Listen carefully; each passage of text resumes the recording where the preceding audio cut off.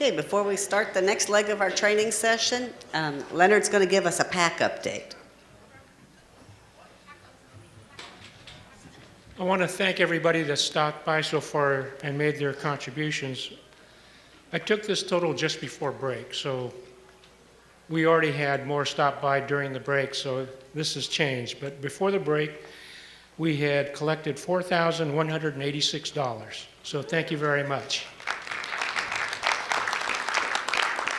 And I'd like to encourage you to stop by sometime today and make your contribution. The drawing will be tomorrow, though. And tomorrow might be a little bit of a crazy day. But just to give you some perspective, payroll deduction gets us nearly $16,000 a year. And just to let you know that the board practices what we preach, the board is over 25% of that $16,000. So I encourage you to support your advocacy by contributing to PAC, and Katie and I will see you outside. Thank you. Okay, thanks, Leonard. And so yes, go see Katie and Leonard. Okay, our next presenter is Stewart Liff of Stewart Liff and Associates. He's the president and CEO of that corporation. Serves as a consultant, trainer, and public speaker. He's worked at a large variety of organizations, including DoD, USDA, Department of Labor, VA, DOJ, and Treasury, and has held many positions throughout his federal career, most recently managing VA's LA office. And he is an award-winning and published expert in the field of human resources management. So please welcome Stewart Liff. Thank you very much. Good morning, everybody. Good morning. It's really a pleasure to be here. I'm very much one of you. I've been I've been a federal manager. I've been someone who supported federal managers. And I've been someone who's led federal managers. So I very much, I think, understand the challenges that you have in today's environment. Today, again, I'm going to talk about improving the performance of government employees. And the basic focus is going to be 2 points. One, it's all about designing and aligning the right systems. So we're going to spend the first part of the presentation talking about systems. And the second part is going to be how to properly implement the systems, which to some extent is a greater challenge. I'm going to finish by talking about a design element that you've probably not thought of before. And we're going to talk about that in the context of an actual case study in government. So that's kind of the flow today. It's going to be system design, how to implement the systems, and then an actual case study. This will go best if this is not a monologue, but rather a dialogue. So I very much encourage you to ask me questions, challenge what I'm saying. Some of the things you're going to hear from me are probably a little bit different than you've heard before in your career. I tend to come from a little bit of a different perspective, but I think that's what's going to make it fun. Now, a little bit about me, just so you know. First of all, I spent 32 years in the federal government, 16 in human resources, 16 in line management. I spent 3 years representing the government before third parties. So MSPB, arbitrators, EEOC. So I've gotten to see cases involving people from the very beginning to the very end. I was also, when I worked at the Department of Veterans Affairs, VA, I was the guy they tended to send to some of the more bizarre situations to handle. One most notably was in 2001. We had $11 million was embezzled from our Atlanta regional office by one employee. I think at the time it was the largest single embezzlement in the history of the federal government. What was perhaps most noteworthy or infamous about that experience is that one of the purchases that the embezzler made from that embezzlement, she bought a 2-person submarine. So I guess if you're going to steal, steal big. but that was, as you might imagine, a fascinating experience to go into an office that had to deal with that. The shame the employees felt, the anger, the whole media circus. It was a very fascinating experience. I left government in 2006. One of the things I've done is I've written a series of books. Managing Government Employees, Managing Your Government Career, The Complete Guide to Hiring and Firing a Government Employee, and Improving the Performance of Government Employees. And feel free at the end of the session this morning to browse through the books. I have them all listed up here. But one of the things I feel based on my experiences, I've tried to share as much knowledge and real-world expertise on how to deal with the many challenges that we have in government. Now, another thing about me that's unique is I'm also a classically trained fine artist. This is one of my paintings. And most people don't come into government with the goal of being a painter. That however, was my bent. And as you'll see later on in the presentation, the background in fine arts shaped my view of how things could be different, how we could really change things, how we can use both our left brain, which is sort of the data side of our brains, as well as our right side, our creative side of the brain, to get stuff, to really get stuff done and make a difference. And that's been something that, for me, has been very, very important. And quite frankly, perhaps the defining moment in my life, working with great people in government, using my skills and their skills to really make a difference. And again, I'll share that story with you a little bit later. Now, the initial premise on the design piece is this. Organizations are perfectly designed to get the results that they get. If you think about that for a second, it makes perfect sense. Because the organization's design is a self-fulfilling prophecy. Therefore, if you want different results then you have to change your design. And that's something I really didn't appreciate very well throughout the first half of my career, at least. The tendency was, well, if there was a problem, who do we blame? Must be someone's fault. And the learning for me as time went by and I became more mature and got to see the impact on people is that oftentimes the problems are not caused by people, but they're caused by systems which drive the wrong behavior.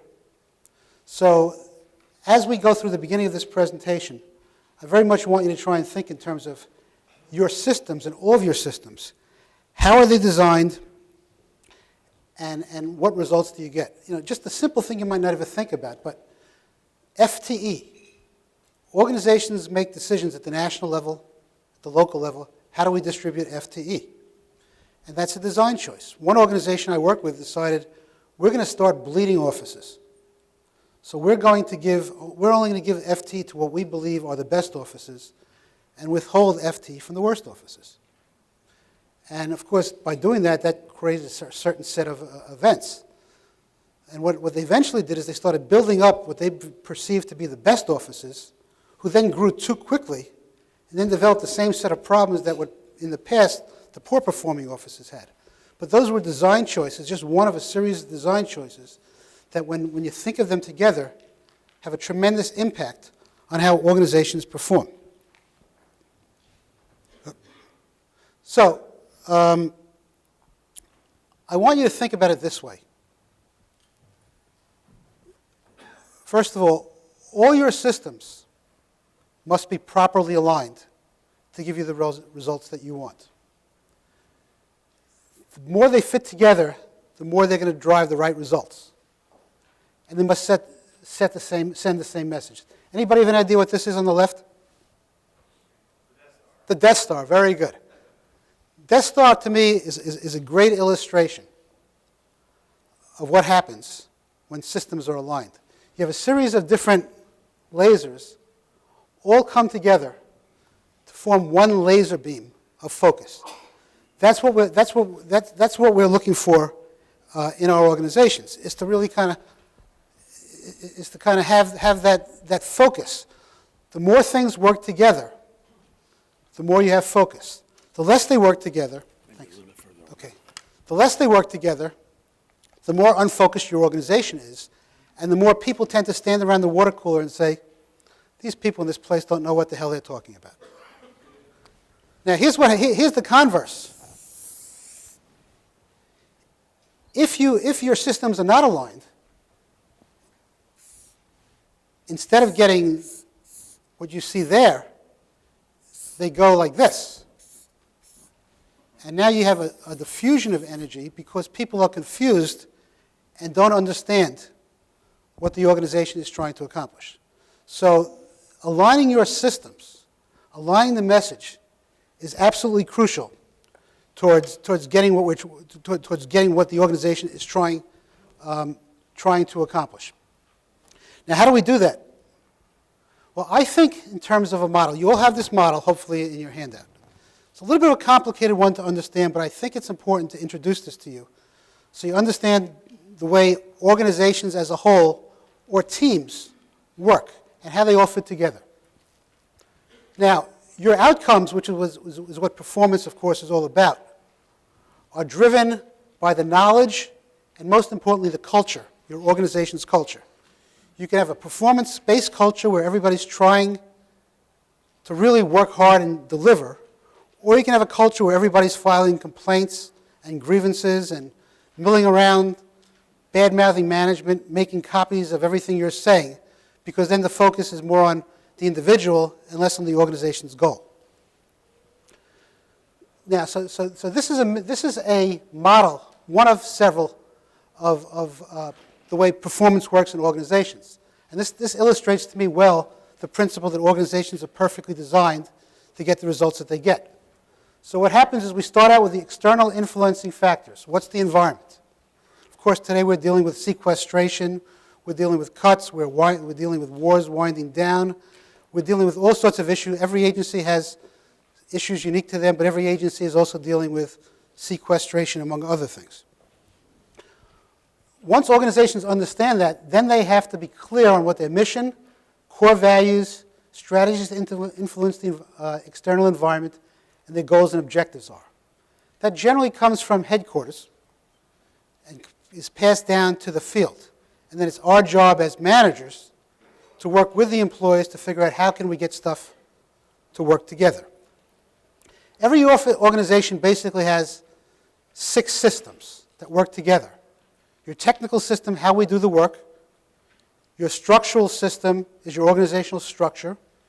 Your decision-making and information systems, how do we make decisions, how do we get information, things along those lines.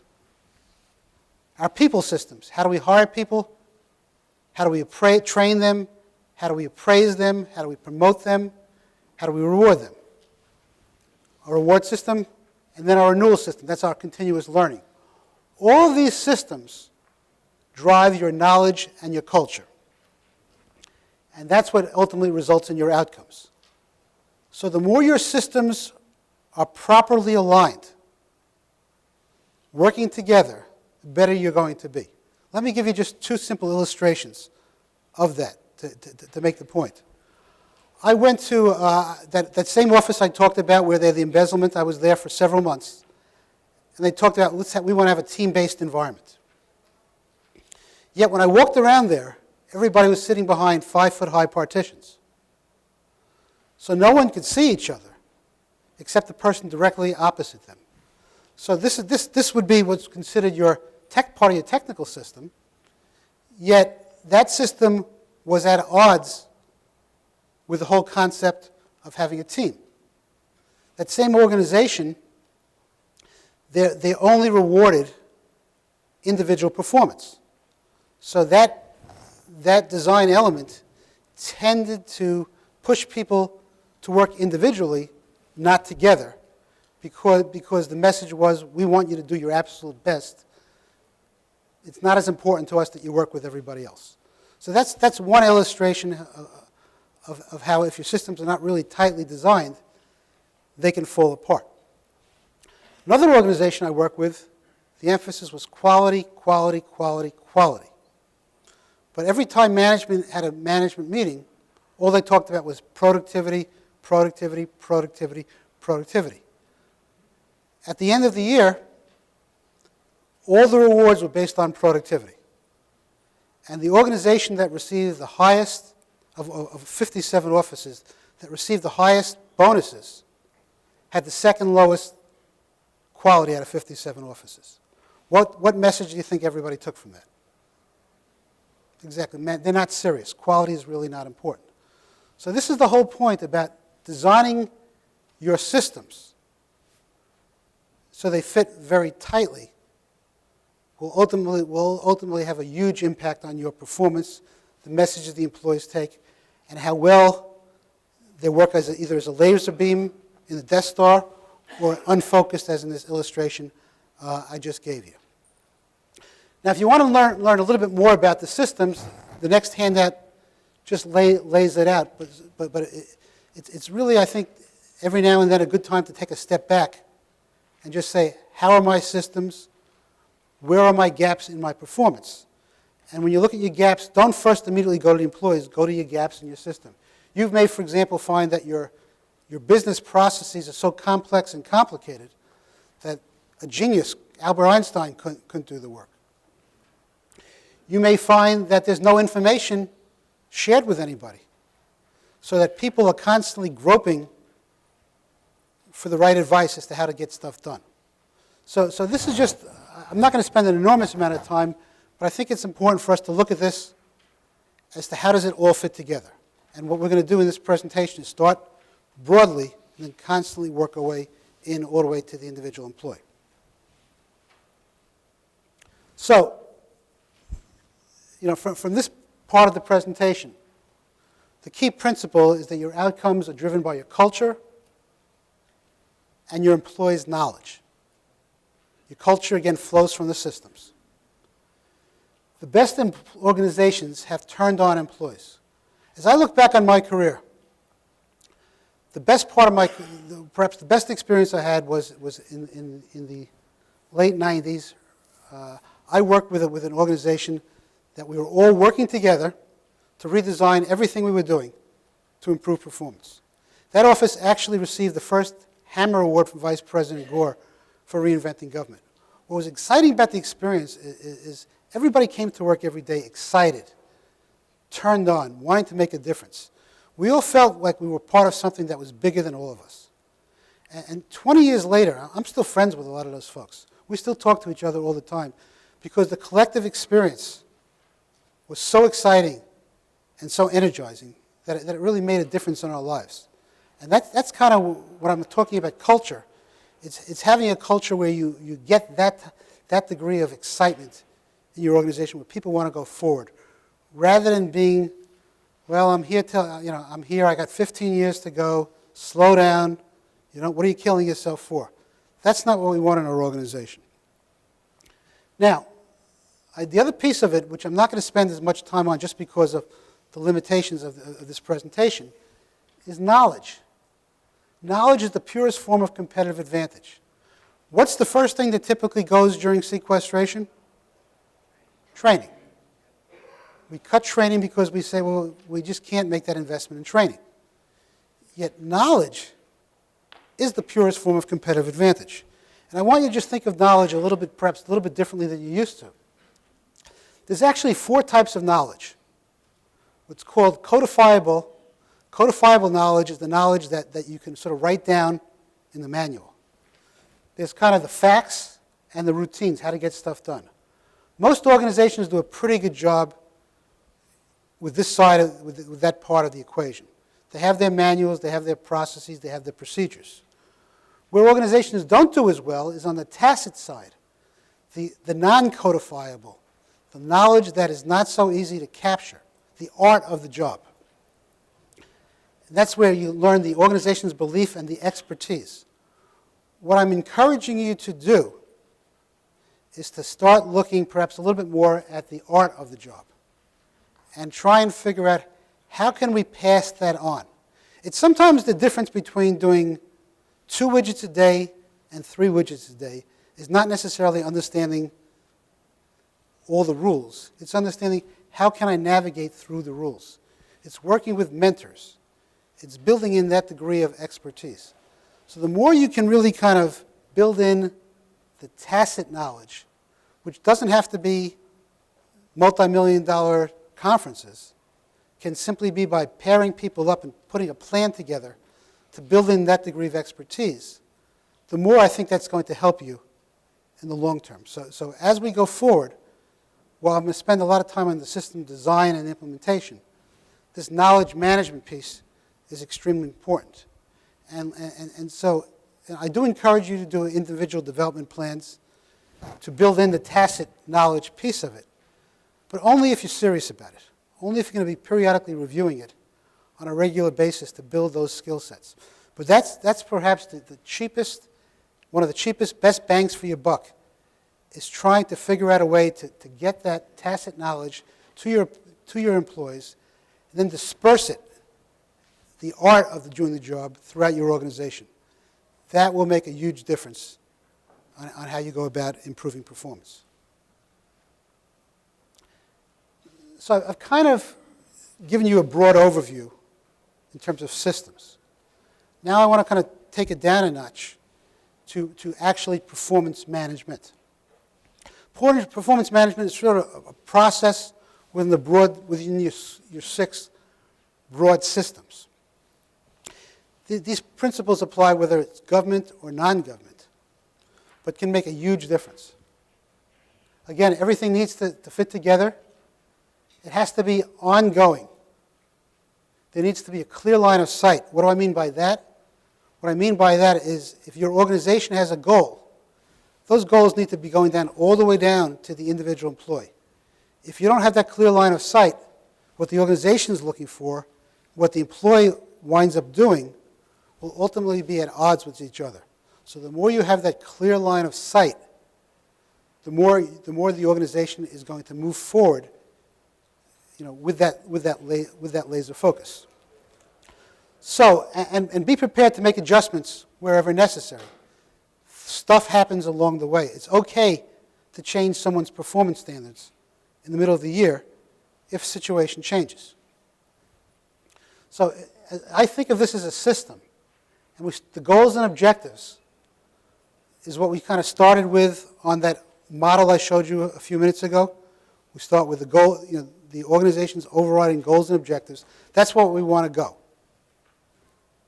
You need to be clear about that. And once you're clear about that, all the way down to the individual employee, which I'm going to talk about next, that's when we go into the tracking and posting, assessing and appraising, the concept of reliable consequences, which is crucial, and then renewal, which is learning. So think of this as the performance management cycle. If you do this well, it's going to make your life a heck of a lot easier. Now, it's not easy, but it's not nearly as difficult as you may think, especially if you apply some of the tools, tactics, and techniques that I'm going to be sharing with you from now on. Now, in terms of the goals and objectives, I'm assuming most, if not all of you, receive them from your headquarters. They come down to you for your team, your unit, your division, what have you. At that point, you know what your group goals are. And the trick is then how do I take this down to the employee level? That is one of the toughest challenges for anybody in the public or private sector to do, is how do I write performance standards? Now, in my experience, there's basically 2 ways to do it, because there's 2 different types of jobs. There's jobs that are measurable, easy to measure, and there are jobs that are not so easy to measure, which is really the art of the job, the art of writing performance standards. I'm going to walk you through how to do both. And again, feel free to challenge me on any of this if this doesn't make sense to you. Now, the easier one is jobs that you can break it down. Someone who may be processing claims, someone in IRS, Social Security, OPM retirement, VA claims processing. Someone whose job is task-oriented, where you can break it down to widgets. If you can do that, then you want to try and break it down where you can: output, quality, timeliness, customer satisfaction, and teamwork, if possible. Use clear metrics: 5 widgets per day, 90% accuracy, etc., etc. The trick is, how are we going to track this data? That's the trick.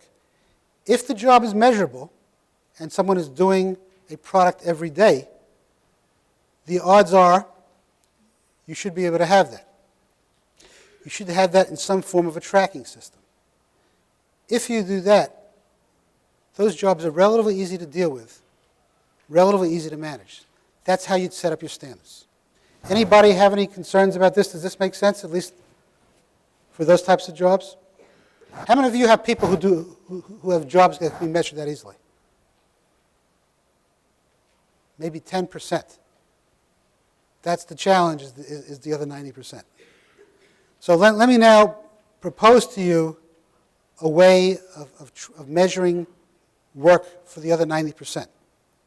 Now, the way typically most organizations do it is they write up the standard and says, most of the time does quality work, works together with the group,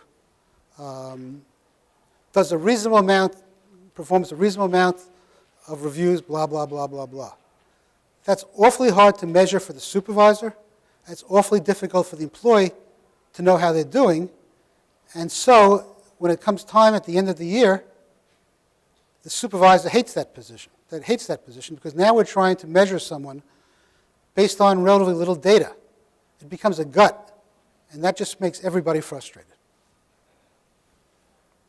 So if you have a job that's not easily measurable, I recommend that you develop a tracking sheet. Because jobs that are not easily measurable typically are more project-oriented.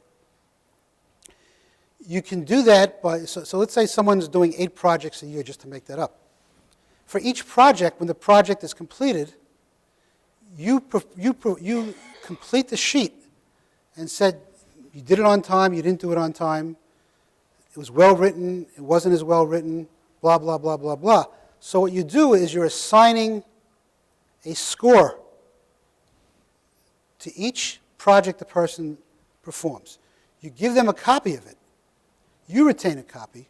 Now, all of a sudden, for each document, each project the person has, you have something in writing, and the employee has, that assigns a score.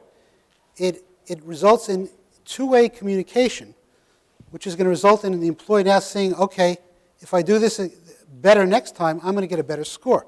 So for the first time now, you're beginning to add numbers to something that has historically been very fuzzy. If you go to the next page in your sheet, I give you a sample of how to put together such a sheet. This is a really simple but very effective way of getting the communication when the work is done, not at the end of the year. You then put that in your employee folder, so when it comes to the end of the year, you have a document. You have a document for how every one of your employees is doing. And it makes your life so much easier. It's giving the employee feedback on how they're doing. To me, really, everybody wins. Now, but if there's one negative, is all of a sudden, any of the unpleasant stuff you're dealing with right on the spot, because you're actually giving the employee real feedback as to how they're doing. But if you do that early on, everybody will begin to get used to that degree of feedback, and it's going to make all the difference in the world. Any questions or thoughts or comments about this approach? Will this work for you? Come on, folks, I need some feedback here. Okay. Now, here, another approach you might want to consider. For example, if you're someone who you handle attorneys, HR folks, things along those lines, is to actually send out 360 reviews to the employee's internal customers. We did that for an HR department. The HR department had been complaining that they were getting lousy service. So what we did was, okay, you're now going to get to appraise all the people who work for you. And you're going to send this to us 4 times a year, or 2 times, whatever, and we're going to use that as the basis for rating our employees. Now, all of a sudden, the employees are hearing this, and they're saying, wow, I think I better give better service because these folks are going to really appraise me. The customer's saying to themselves, wow, I'm actually having an impact on these people. So again, And you can do both this and that together. But again, what I'm suggesting to you is now we're building in systems that are pushing everybody together towards what my organization is desiring. So it's now driving us in the right direction and making the right results. Here's a key, yes?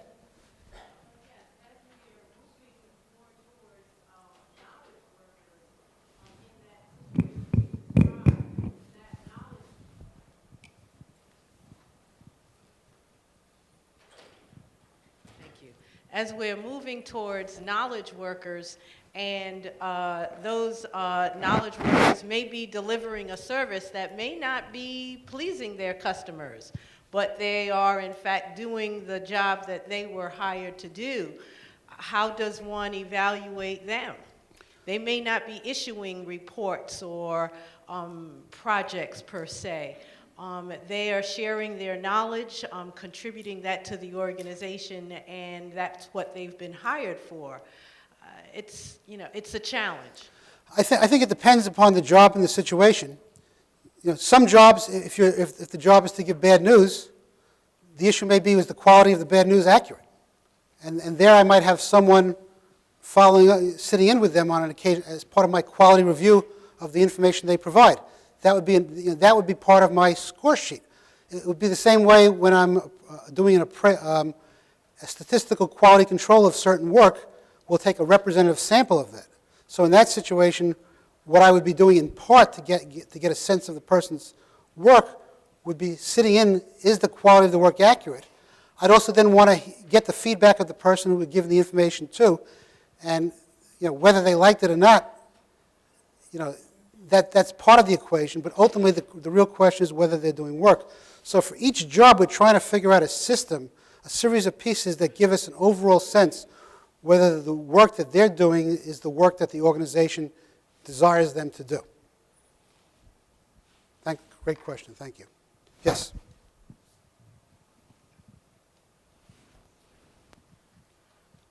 I've got a form, a sheet, whatever, a template that I created. For 3 years, I was the Commander's Action Group and Protocol Chief for our 2-star general on Robins Air Force Base. We had multiple events every week that were high-vis with DVs. So to track an awareness of events, we had daily board walks to talk about exceptions, but then we had weekly meetings with all the players for that event. So I divided an 8x10 into thirds. Top half was the event details and the progress each week as we got together and talked and where we were and who had what. On the bottom half, the left quadrant, was just different information that was popping up that needed to be done, if there were high needs for something. The bottom right quadrant was the last piece that had similar information to this so that I could track the project leader, the event leader for that. So I set up a spreadsheet that fed from my electronic form that as we completed, the event project officer was responsible for the tracking of the form and the radar of the form. It fed in.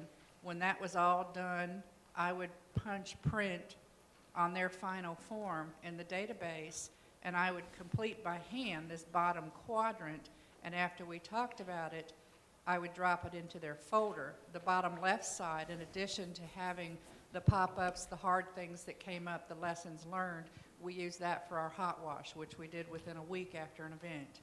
Great.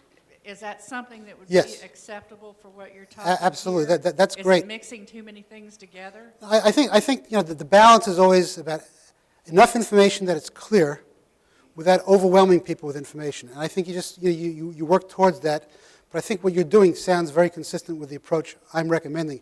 And as we go through this, you'll see a lot more tools and techniques I'm going to be sharing with you about how to do this.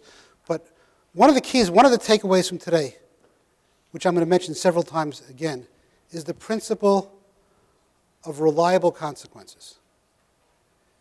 If you have an organization where there are reliable consequences for every level of performance, people will consider your systems to be meaningful and will follow the lead.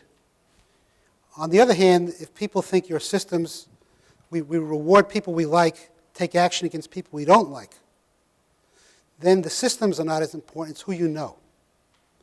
So keep that principle in mind. Any principle of performance management must have two things. One, reliable consequences, and two, people should be able to see any action coming. That means they should be able to see a reward coming. They should be able to see a performance improvement plan coming. If they can't, it's more likely shame on you. And that's the way it's typically worked in government and non-government. Supervisors shy away from the appraisal period of time because they don't have the system that tracks the information, so people can't see it coming, so they feel that decisions must be made by a few people in smoke-filled rooms. What we want is people seeing that, yes, there is a system based on data, and we're making decisions based on data, not based on who we know. If you have that, then the systems are going to drive the right behavior rather than the supervisors trying to constantly push the employees in the direction we want them to. So now, that's kind of the simplistic, that's how to me, how to write performance standards. Obviously, it's a pretty quick description given the time. In my book, there's a lot of examples on how to write performance standards, et cetera, but this, at least what I'm trying to do, is touch on the key points of how it all fits together in today's presentation.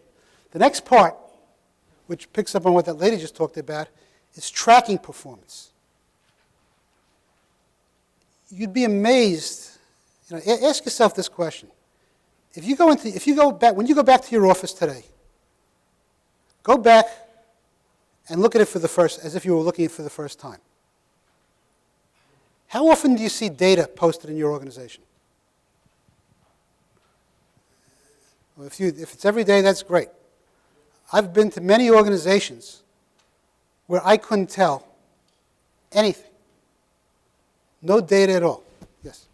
It's worth noting that Air Force Depot, like some of the other depots, it's easy to count widgets that go out the door every day. So the dynamics are not quite as simple. Right. But even when you can't count widgets, you can still have, these are our strategic goals, these are our objectives, this is how we're doing towards the goals. More organizations than not that I've visited have no data posted anywhere. Zero. So that, to me, again, if you're thinking in terms of design elements, what message is that sending to the employees? So the next piece of it, as we talked about, is how effectively do you track, display, and share group performance information. First at the group, always you go group, then at the individual level. Hopefully you can have that information electronically. When you're tracking it, only share what's meaningful to the employees. The converse is sharing. If you share too much information, no one's going to pay attention because they're just going to tune out. So when you're sharing information with the employees, share information that's meaningful to them, that they have the ability to have an impact on. How often is the group talking about performance? I recommend that you talk daily, that there be daily group meetings, perhaps 5 to 15 minutes. We're just going every day, a huddle. How's it going?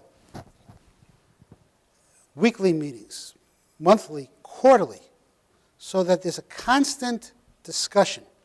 If that's not going on, then people don't know the results of their efforts. They don't know how it all fits together. They don't know what value they're providing to the organization. So again, if you think of this as a design element, the design of the frequency of your meetings and how you share that information will make a huge difference. Later on, I'm going to show you an example of an organization that had war rooms throughout everywhere. They had monitors everywhere showing daily updates of rewards and recognition.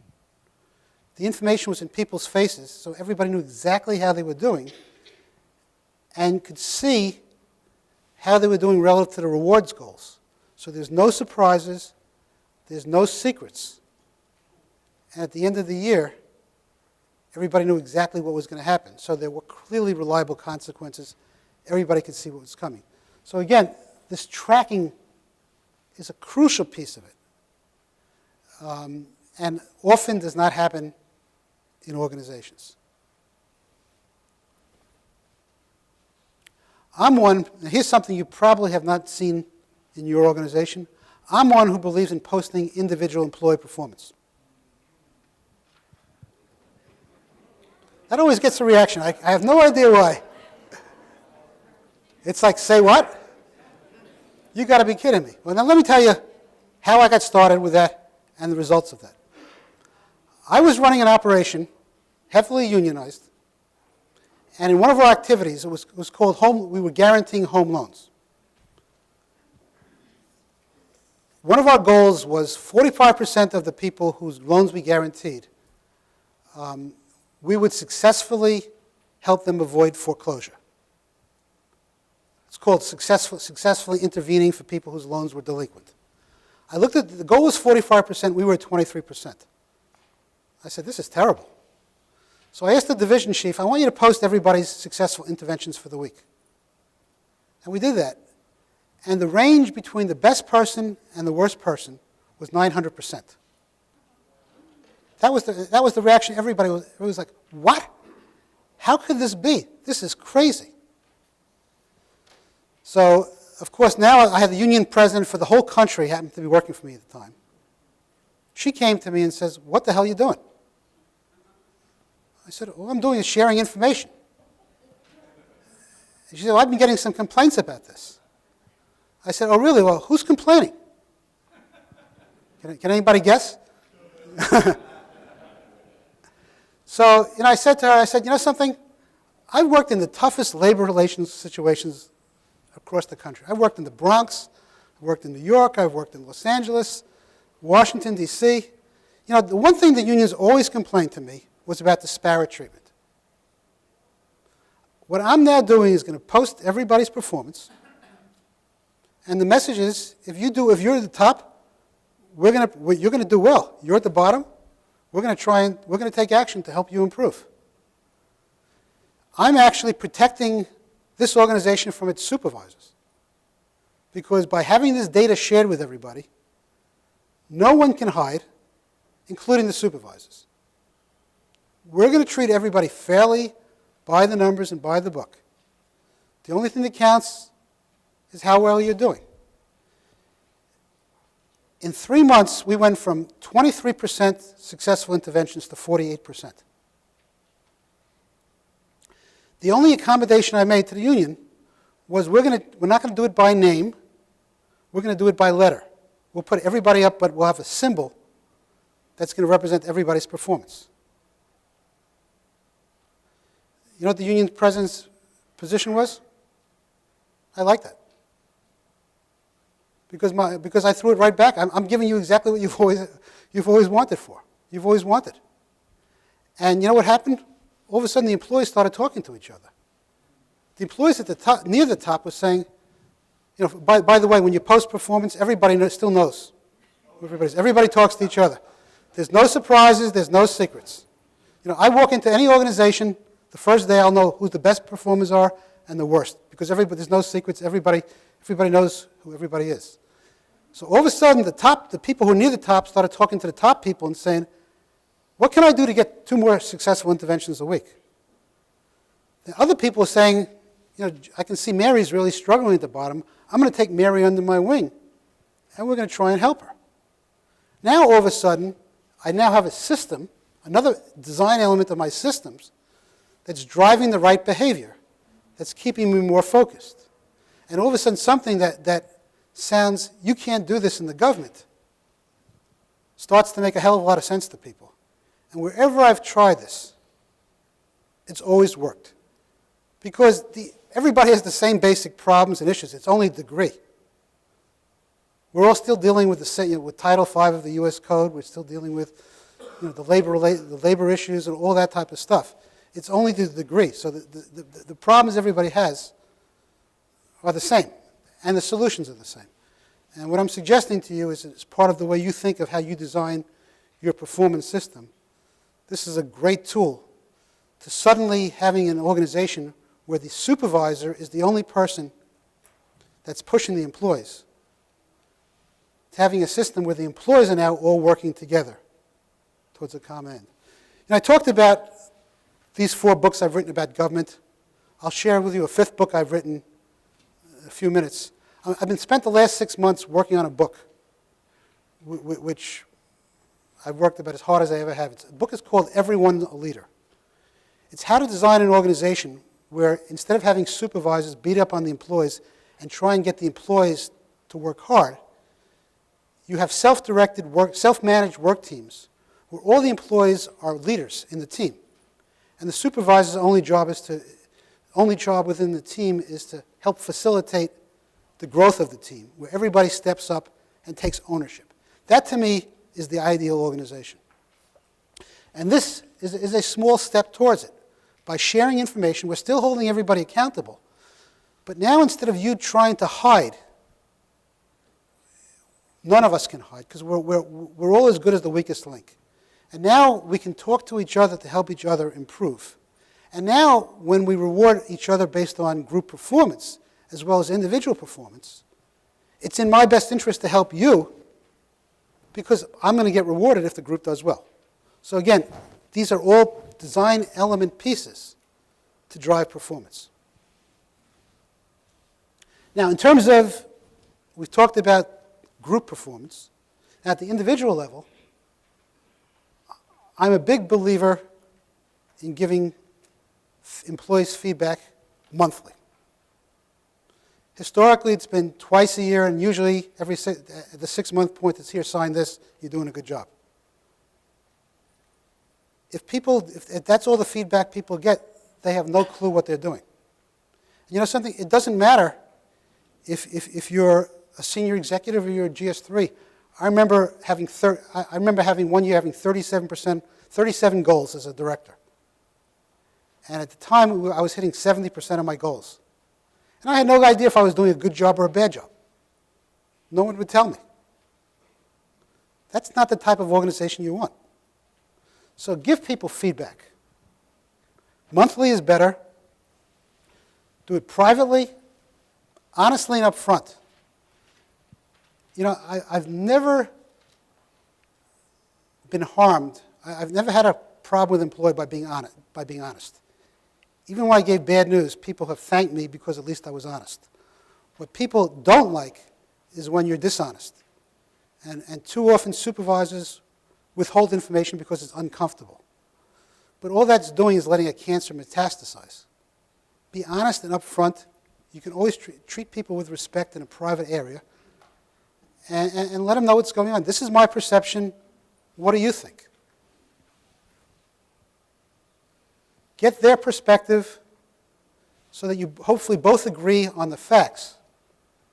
Then as you move forward, the two of you are working together towards a common objective rather than you trying to beat up on the employee. Remember I talked about the knowledge management?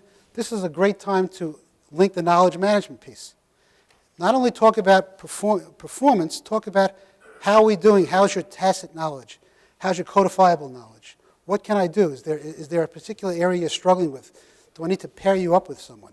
That type of approach works for everybody. It just makes sense. Then lastly, document it. You know, let the employee know this is what we talked about, this is what we've agreed to do. Stick to your end. If the employee sees that this becomes a regular part of the way we do business, then they will react accordingly. So another thing along those lines, which I believe in doing, is giving employees report cards. This is an example. Again, this is one where this is a widget-based organization. If you're doing it the way if you're having the personnel specialist or the attorney, then my monthly report card would be the summary of those report sheets that I put together. But either way, now we're having a discussion. It's not fuzzy. It's based on numbers. So everybody understands exactly where they stand, how it all fits together, and it makes perfect sense. So those two components, the posting the data, having the report card, coupled with the frequent feedback. Now when it comes to time at the end of the year, There are no surprises. There's no secrets. And you see how it's all aligned together? It's all in the interest not only of the employee and the supervisor, it's in the interest of the organization. So here we have now we have a clear line of sight, and everything I've just talked about can easily be done within a government setting. There's absolutely nothing to prevent you from doing this, and everything I'm talking about today, I've done as a leader, as a consultant. So these again, what I'm trying to do with you is share with you all the options you have and ways of really kind of tightening things up and keeping it less amorphous and much more of the laser focus of the Death Star. Now, in terms of best practices from a feedback perspective, provided frequently. You know, if people continually hear they're doing well, and they're doing well, that's a great thing. If someone's not doing well, and they never hear it, and then the end of the rating period, you give them a minimally successful rating, how do you think they're going to feel? You know, how would you feel? I think it's something that would make everybody crazy. It quite frankly has, and one of the reasons why we often get cynicism, grievances, EEO complaints, because people don't believe we're genuine. But if you use this system I'm advocating, it's all open kimono. It's all by the numbers, it's all fair. There's no surprises, there's no secrets. It's transparent, and it's going to result in better performance. It never hurts to say thank you whenever possible. That's perhaps, you know, studies have shown that the single most important issue that determines whether someone stays or goes in an organization is their relationship with their supervisor. You're going to take the extra step for a supervisor who takes the extra step for you.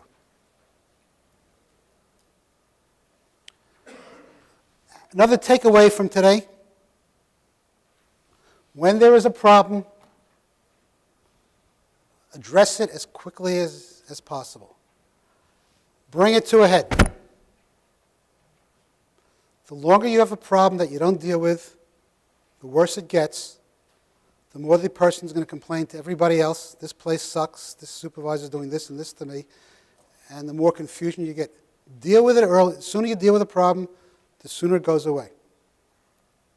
By the way, no, I think I'll wait for that point a little bit later. Lastly, be sensitive to the employee's feelings.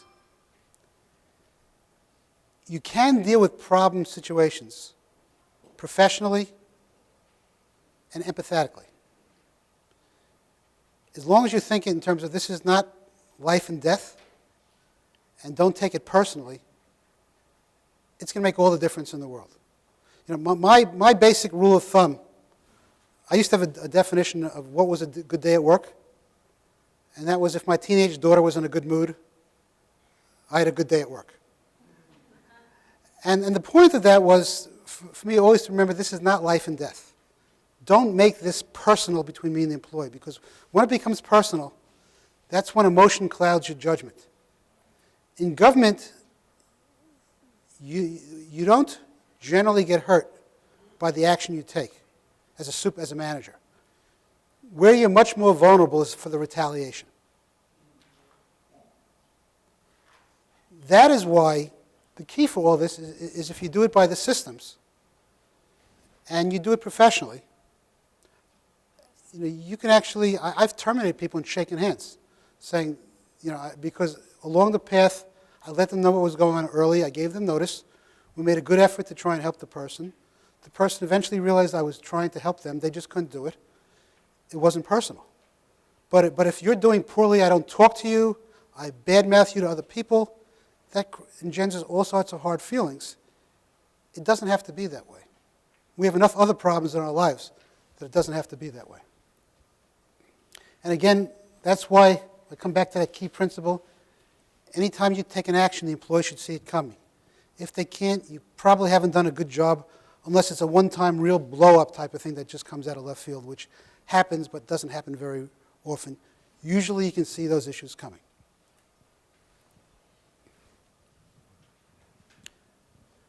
Now I'm going to get to the topic that everybody always loves, problem performers. Anybody here have or had a problem employee? Raise all three of your hands at once, right? That's something we've all had to deal with. Has anybody here looked at the last few OPM employee viewpoint surveys? If you look at what is the single biggest complaint of federal employees?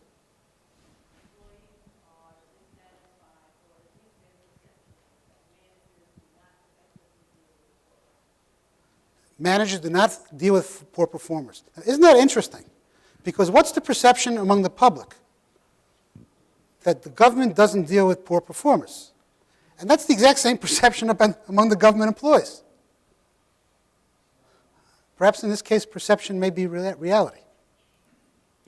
Now, what I'm going to talk to you about in the next couple of minutes is that you can deal with difficult employees, problem employees. It's not nearly as difficult as you think. All you need is two things, the will and the skill. That's all you need. Now, how do you know who's a problem employee? Again, everybody knows. There's no surprises, there's no secrets. I'll start with two quick stories. This is a long time ago. 1981, I was hired to be the personnel officer at a government office. I was 30 years old at the time. And during my interview, all they wanted to talk about was this one employee. He was a 6th-degree black belt in karate, a bad employee, but he always came right up to the line but never quite crossed the line. And it's like, what can we do about him? I said, I'll take care of it. I'm from New York. I know how to handle these types of problems, you know. So, first day I'm there, his boss comes up to me and said, there he goes. He went right up to the line, didn't quite cross the line. I said, tell me what he did. He told me. And by the way, if you're ever in personnel, when someone says he came right up to the line but never crossed the line, what that really means is you allowed him to push the line further and further to the right. So I said, tell me what he did. And he told me, he said, well, you know, he threatened you. He went, what? He threatened you. Now that I think of it, I guess he did. Well, what can I do about it? I said, I want you to propose his removal. He says, what? I said, propose his removal. What's so difficult about that to understand? He says, well, you can't do that. I said, why not? He said, well, I've tried that, and the attorneys and personnel always tell me we can't. Well, here's another rule. If you do things the way you've always done them, you'll get the results we've always gotten. I said, try it my way. So I gave the guy a proposed removal. Big, strapping, muscular guy. What do you think the guy did?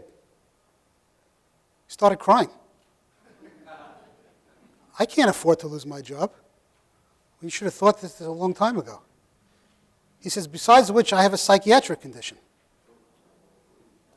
Well, you know, you can feel free to provide us documentation, but we're still going forward. And by the way, we're putting you on administrative leave pending the decision. He comes in with a note from the VA saying he's 100% service connected for, he's psychotic, basically. So we said, well, we're still going forward with the proposed removal, but you might want to consider applying for disability retirement. He said, you know, I never liked working here anyway. 6 weeks later, his disability retirement was gone. It was approved, he was gone. I worked there like 2 days, and that was the last we ever saw the guy.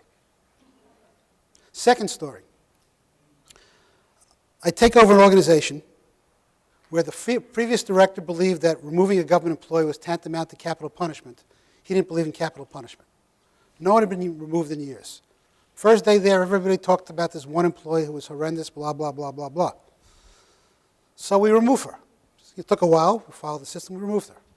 I then walk around saying, oh, my God, what's going to be the reaction of these employees that have never seen an employee fired?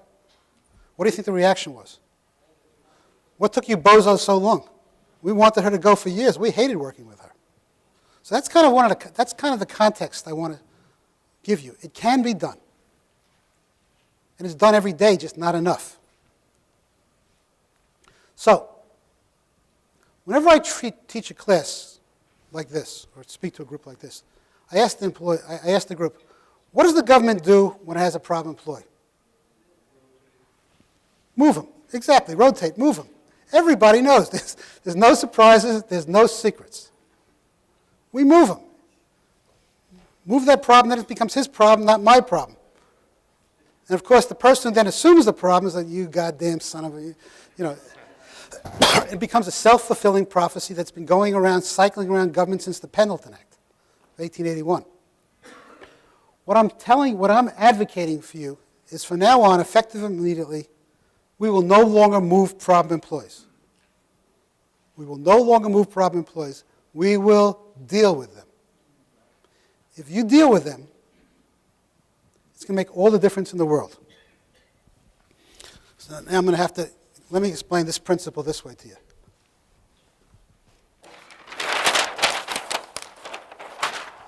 This is your organization.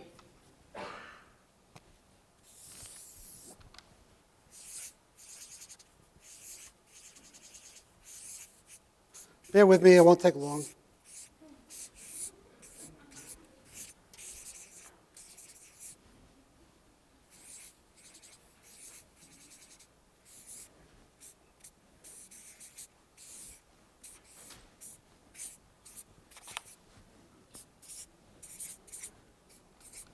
Okay, this is your organization. You have the top 10% represented by who? Bert. Hey, Bert. And the bottom 10% represented by Ernie, fighting for the hearts and minds of your middle 80%. What's Bert's motivation? What does Bert want to see from the middle 80%? Come on, step it up. We can do it. We can be a winning organization. I want us to succeed. What's Ernie's motivation? Slow down, you're making me look bad. I got 15 years to go to retirement. We've seen these programs come and go, blah, blah, blah, blah, blah, right? We've seen all that. As a result, if Ernie wins that battle for the hearts and minds of the 80%, what is Bert going to do? Bert and his minions going to do? Leave. Who's the most marketable people? Bert and his folks. They leave. As a result, our top 10% is now what used to be our top 11 to 20%. The organization is going left. Conversely, let's say I fire Ernie. What's Ernie's buddies going to think? Holy cow. If they could do it to him, they could do it to me. I better suddenly start stepping up. So whoever wins this battle is going to determine whether this is a high-performing or at best mediocre, if not low-performing organization. That's why we can't move these people. We have to deal with them.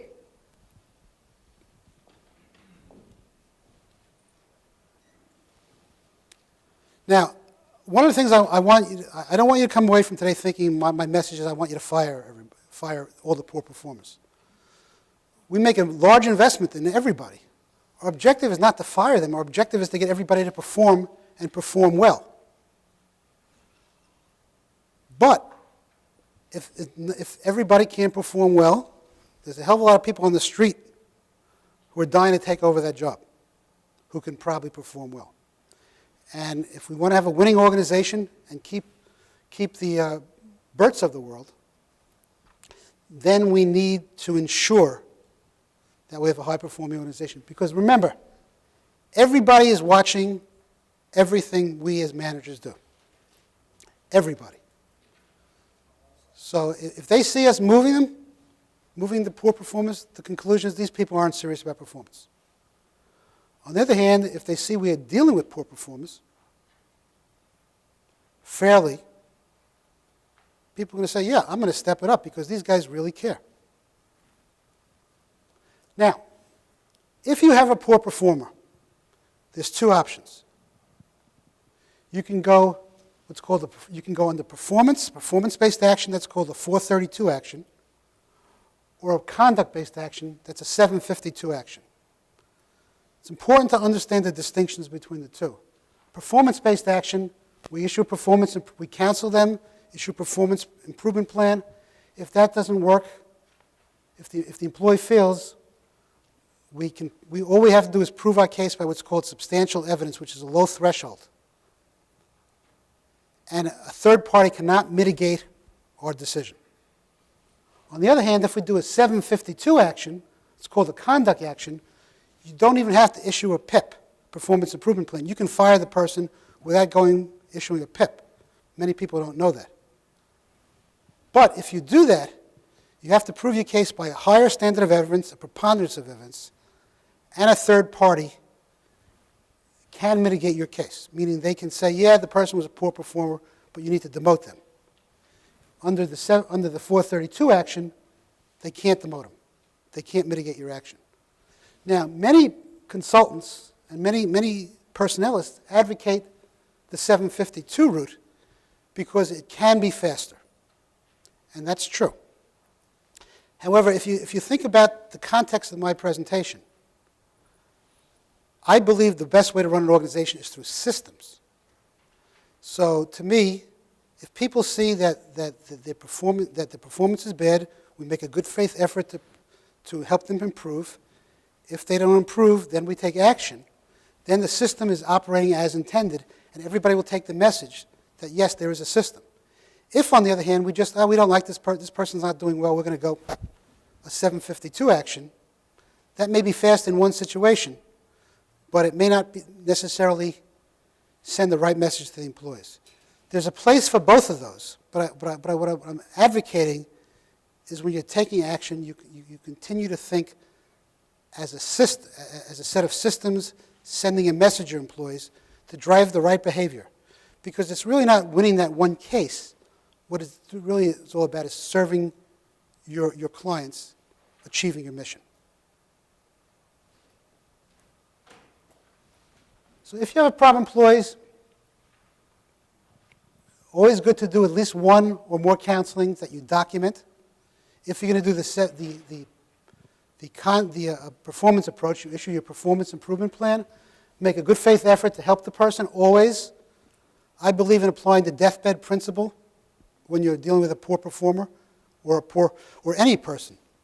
Meaning, when I look back on my deathbed about the action I took, did I do it for the right reasons? Not to impress someone that I was a tough guy, not because I didn't like someone, because it was the right thing to do.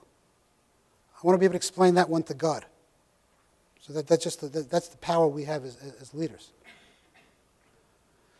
If the employee fails, then they must be removed under this approach. Must be removed from the position, which can be a reassignment, demotion, or a removal. But now the message is very clear. You do your job, you got no problems. You do your job very well, we're going to reward you, promote you. You don't do your job very well, we're going to help you improve. If that doesn't work, we're going to remove you from position. That's the way the system was intended. The government has not done a very good job of applying a system that's not that difficult to apply. It's really that simple. But the longer you wait to bring something to a head, the more everybody's going to start having these horrific stories. You know the case about the employee comes in late once, we give him an oral counseling. He files a grievance. He comes in late twice, we give him a written counseling. Now he files a second grievance because it was retaliation for the first grievance. He comes in late a third time, now we give him an admonishment, now he files an EEO complaint. Comes in late a fourth time, we give him a reprimand, now it's a retaliation EEO complaint. Comes in late a fifth time, we suspend him, now he's a union official. He comes in late a sixth time, and we give him a long suspension, and he falls on the job and is out for 45 days. Comes in late after 45 days, wants to be retrained, he's late again, we propose his removal, and then we move him somewhere else. That story gets told 1,000 times across government. Multiply these stories by how often it occurs. That's why that OPM viewpoints, employee viewpoints study shows those results year after year after year. This is the way to combat those results. So if you have a poor performer, let them know there's a problem. Don't wait too long. Don't hope the problem goes away. It probably will not. Always bring your problem to a head quickly. Generally, if you do that, a solution will appear. Document, document, document. Deal with any reasonable accommodation issue early.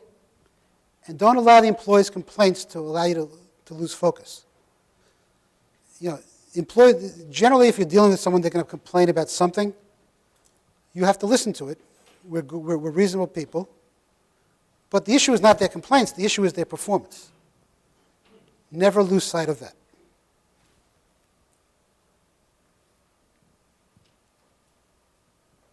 Now, in terms of your best employees, don't forget them.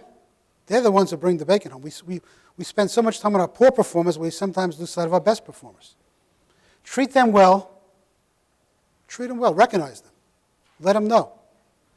Don't overuse them. Try and pull other people up. Don't give every single project to your top 10%. Try and make your top 30, 40, 50% at that level. The more reliable your consequences, the more people will view your organization as being fair and performance-driven.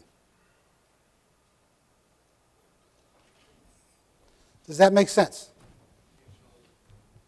Anybody have any questions so far on anything we've talked about? Okay, let me just see what time we have. Okay, we should be good. I'm now going to tell you a story.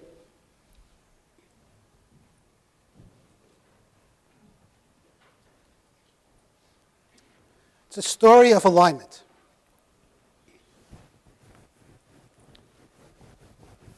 It's a story of how using everything I've just talked to you today,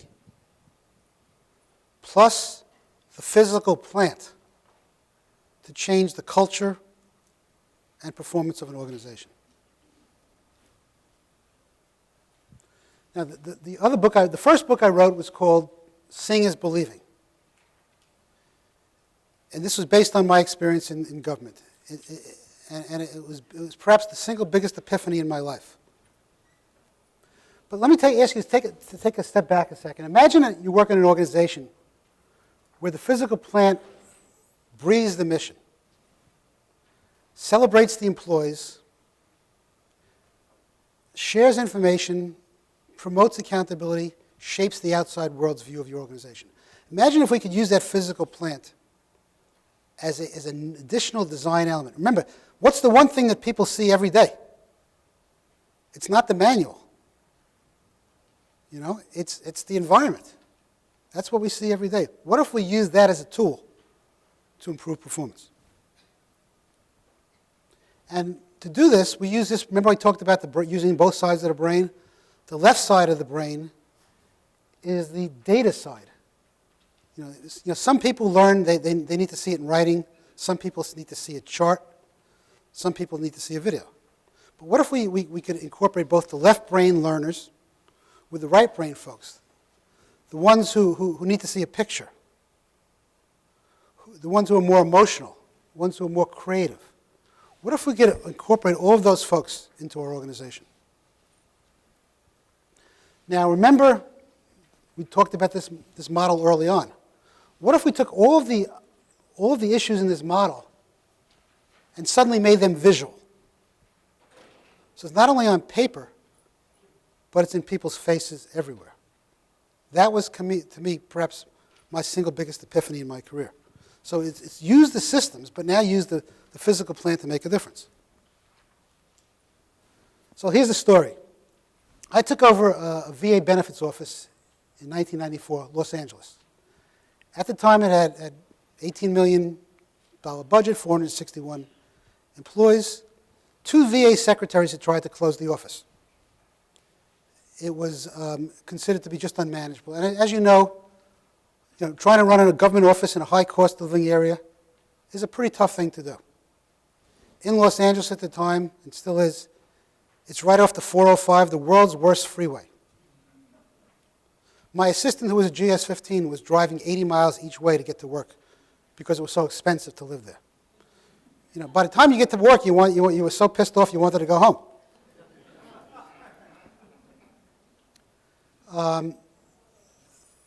The office had the lowest rate of granting benefits of any VA office in the country, the lowest customer satisfaction score of any VA office in the country, very little accountability, and as you walked around the place, the culture was so negative. And there was only one sign anywhere that I could see my first day as director, and that was on a supervisor's desk, and the sign said, "What part of no don't you understand?" And I thought that was very, kind of symbolic of the culture of the office. So, if you kind of think about this as a redesign effort, transformation effort, I tried to do all the things every book would tell you to do, trying to set a positive tone, relentlessly communicate to people, we're going to be different, we're going to make a difference, managed by walking around, did a lot of the tough stuff. We replaced half the supervisors because everybody agreed that a lot of the supervisors weren't the right supervisors. We dealt with difficult employees.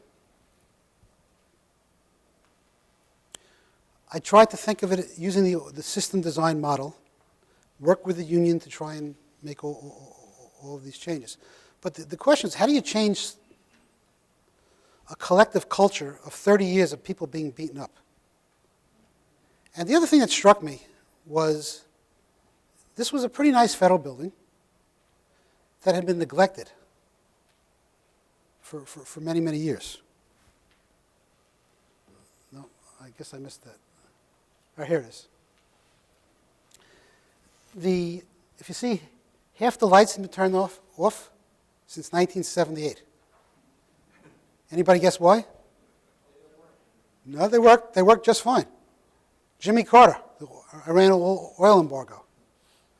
They turned the lights off in 78 to save energy, and no one ever thought of turning them back on. And so one of my lessons there was, people are very flexible, and they can get used to almost anything, including a dark, dingy environment. The carpets were held together by masking tape because they were so old and dingy and dirty.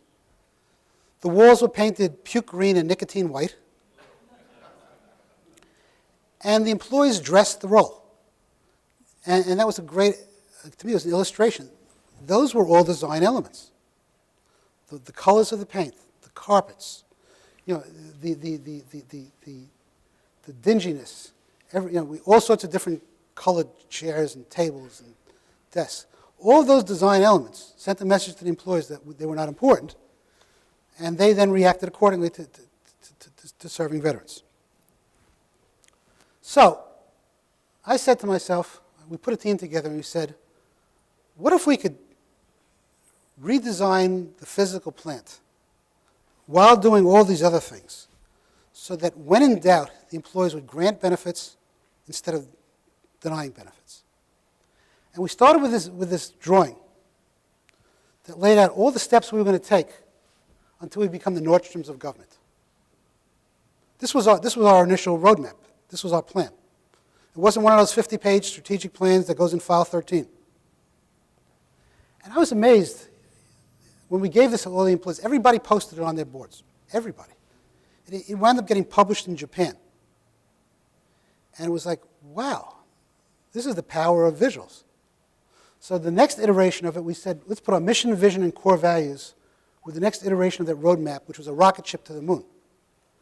And now everything you want to know about us is here on one page. And that became such a symbol that our undersecretary commissioned us to develop one for the whole Veterans Benefits Administration, which then eventually hung in every single VA office in the country. So I started thinking, gee, we're onto something here. So at the end of the first year, we were just starting to try and figure it out. We made a few simple changes, such as turning the lights on. I went to the building manager. I said, look, I'd like you to turn the building lights on. I'd like to do this the nice way. And if not, I'll talk to my friend Tony Soprano, and he can pay a visit to you. So they did that. And so we put together, this is a snippet of a video. And what we tried to do in the first year is just prepare the space for the redesign effort. Turn the lights on. got rid of the junk, just tried to change the tone. In the beginning, God created the heaven and the earth. And the earth was without form and void. You realized that you were working in a cave after the lights came on. And darkness was upon the face of the deep. And the Spirit of God moved upon the face of the waters. And God said, "Let there be light." And there was light. And when I got in that morning in my office and I saw those lights, I thought I was in another world. It was an experience that you can't realize till you go through it yourself. People look different, their color, everything. We had hired 3 Kelly temporaries. Along with Ray Anderson, we were able to get out in 3 weeks about 16 tons of office furniture and trash, debris. St. Peter, don't you call me, 'cause I can't go. I owe my soul to the company store.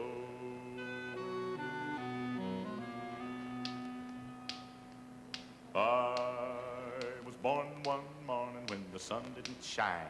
I picked up my shovel and I walked to the mine. I loaded 16 tons.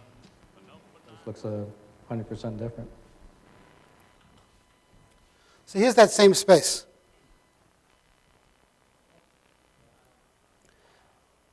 And we didn't spend a lot of money. This is spray painted. All we did was take the same file cabinets. We used to have the file cabinets against the windows. And I used to say they had the best view of Southern California with the file cabinets. So we put the file cabinets in the middle and gave our teams natural architectural barriers. Then changed our color scheme to burgundy, blue, and whisper white. And put up banners. We wanted the feeling like when you walked into the space, like you go to a football game, you run into the field and you have all these banners, and it's really an inspirational feeling. Except we used the faces of veterans and banners. Grant when you can. We honor veterans to send a message. The faces of many of the veterans, by the way, were our own employees. So again, all this was part of an effort to change the culture, to suck the employees into this. And so as you started getting employees giving their own pictures of their father, their uncle, themselves, it just starts to change the tone. But if you can see all this is not sort of let's do this, let's do that. It's using that model and saying on every level, how could we align it properly and make it visual so it's in everybody's face all the time?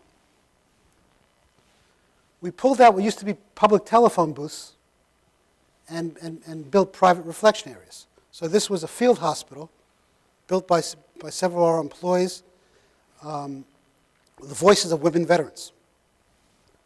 Every floor was organized around the war, and we put a centerpiece. So that's Vietnam, that's a U-2 cockpit from Korea, and even we have, each floor has a computer kiosk. So we would be, for whatever reason this is not working, so whatever reason, we would be a community resource. So the idea there was every minute you'd be walking through history. This gives you a little bit more detail. We had historians do the history of the Civil War. First floor was the Civil War, second floor of World War I, World War II, Korea, Vietnam. And then each floor we would also have the history of the benefits that floor administered. We even had artifacts from every war. We had a life mask from Abraham Lincoln, a strand of hair taken from his head the night he died. We were able to, people would donate artifacts left and right.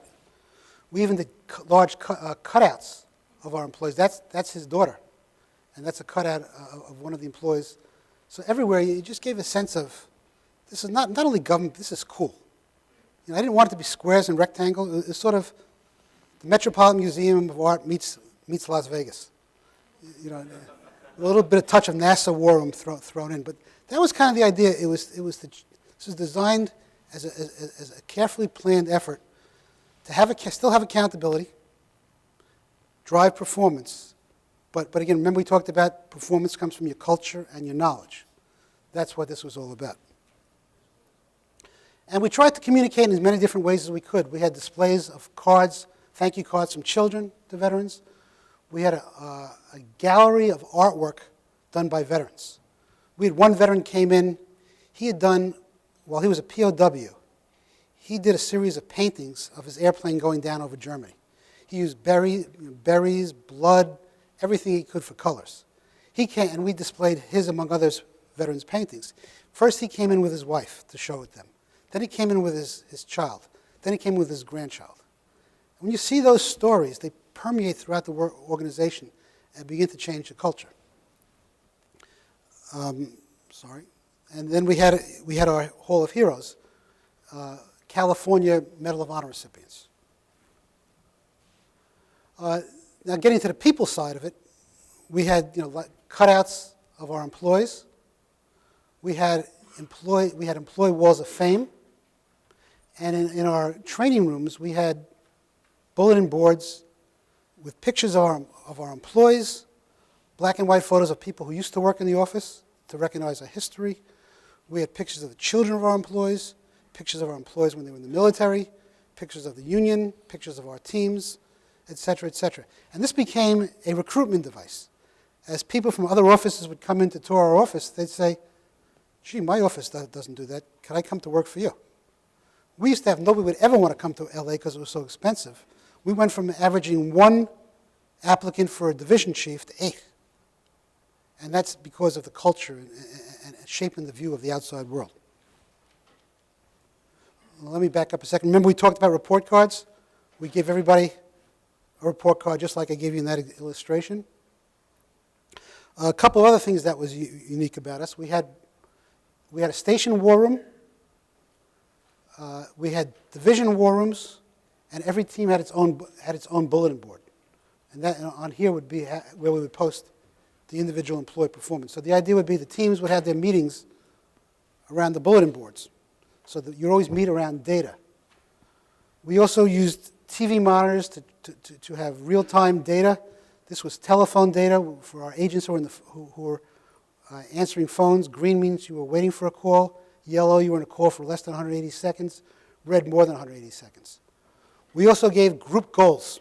Each team received 3 group goals per quarter, and each employee received 3 individual goals per quarter.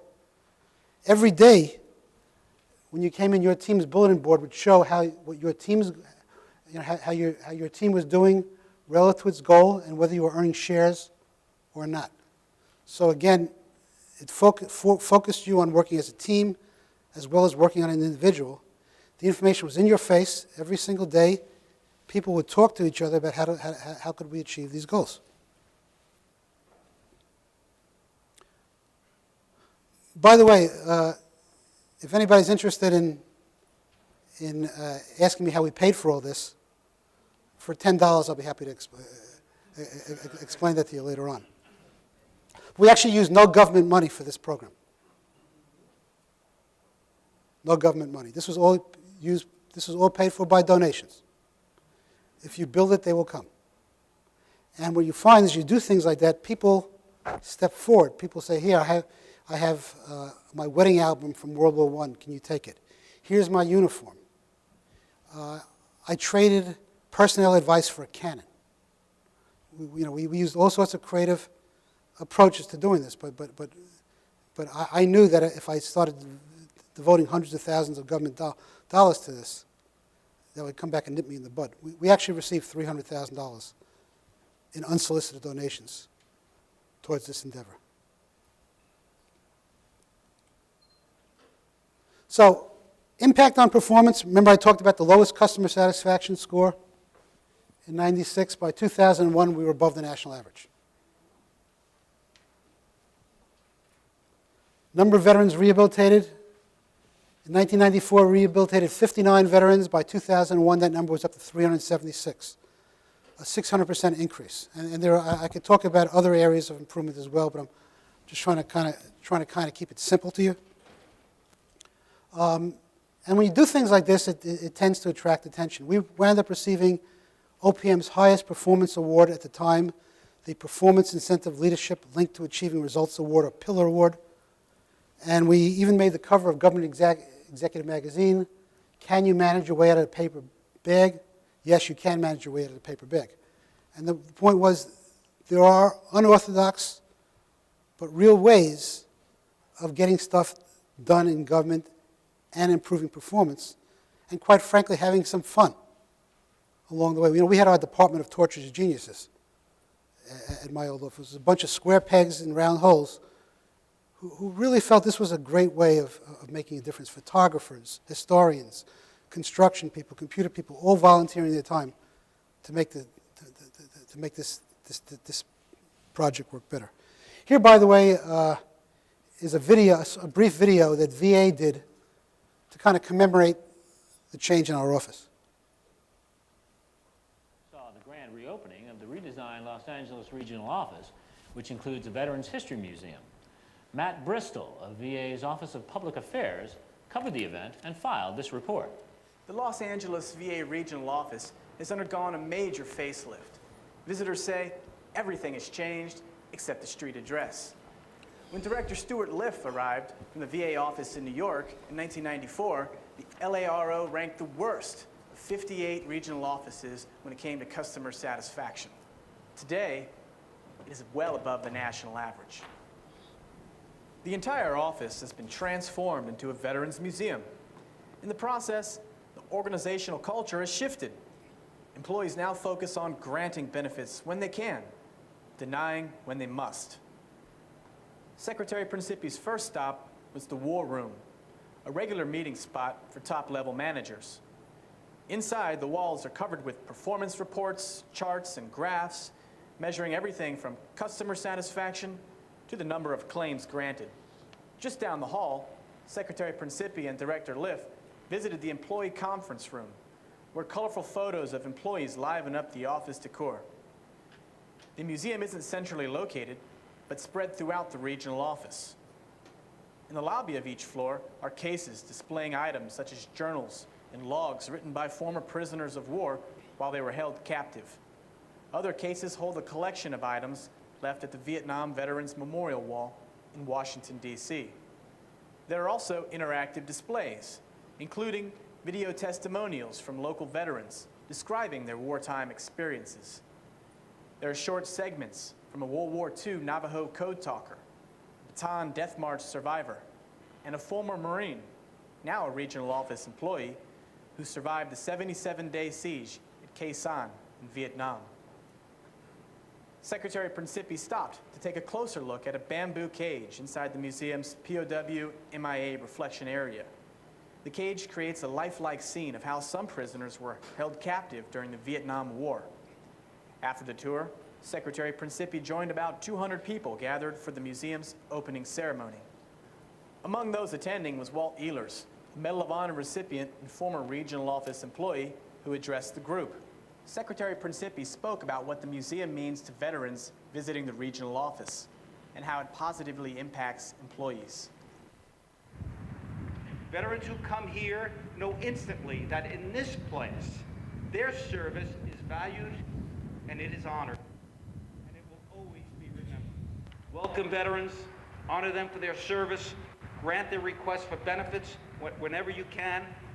That has to be a winning formula. That's the spirit evoked by the displays and the exhibits in these offices. That's what I want to see in every VA office, from Manila to Maine.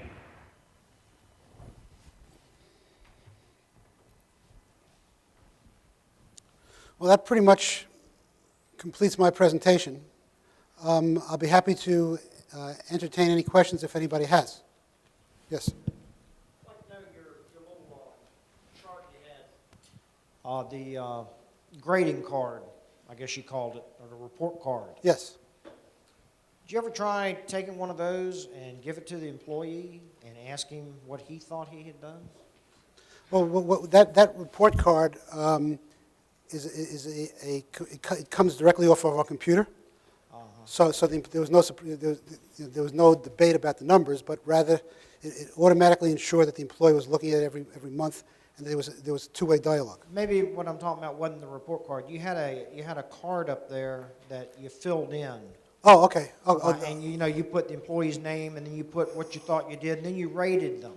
was wondering if you ever tried giving one to the employee and saying, hey, on this last project, I'd like you to rate yourself, and then we're going to discuss this afterwards. That's a perfectly appropriate approach, and I've done that at times as well. So I think, you know, it's a function of the culture, you know, where you are in terms of team development, stuff like that, but it's certainly it's a real good way of doing it. And the more you can keep employees involved in the process,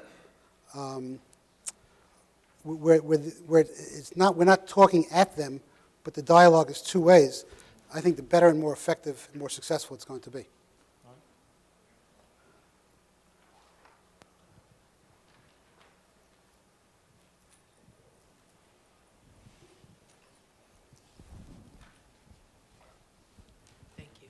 Can you offer your thoughts on how to create incentives for teamwork?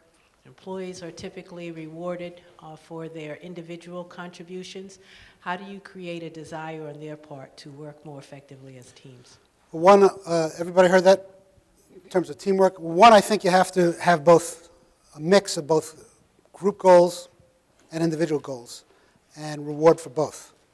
I also think you need to appraise people based upon their demonstrating team-driven behavior as well as individual behavior.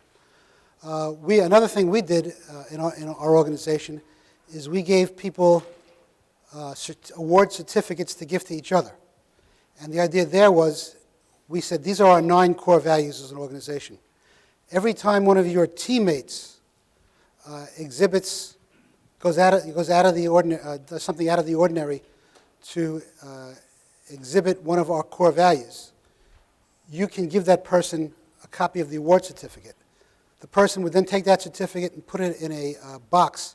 At the end of the quarter, the union president and the head of personnel would select 6 nominees, 6 people, and they would get like 2 tickets to the Cheesecake Factory.